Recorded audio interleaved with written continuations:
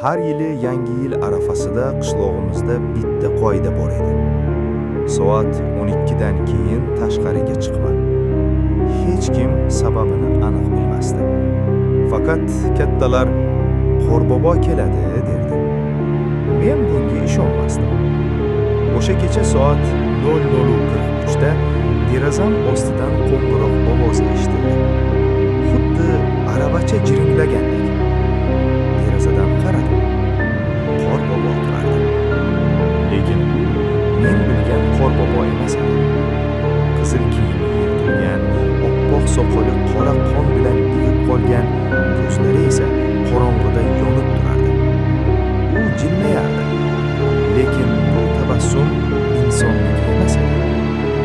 U qo'lini ko'tardi va sekin dedi: "Yaxshi bolalar sovg'a oladi." Qo'lidagi xalta qimirlay boshladi. Ichidan nimadir tirnoqlari bilan urilardi.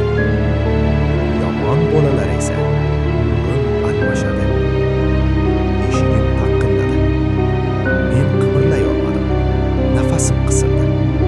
Eshik o'zi ochildi. Qorbobo ichkariga kirdi. Xonam birdan sovuq bo'lib ketdi. Devorlar muzlab chiqdi. U xaltasini ochdi. Ichida mening ismim yozilgan quti bor edi. "Sovg'ang tayyor", dedi u. Chiroq o'chdi. Ertalab ota-onam xonamni ochishdi. To'shagimda Qorbobo bo'g'irchog'i yotardi. Ko'zlari juda tanish edi. Deraza yonida esa qor ustida yozuv bor edi. Keyingi yil u keladi.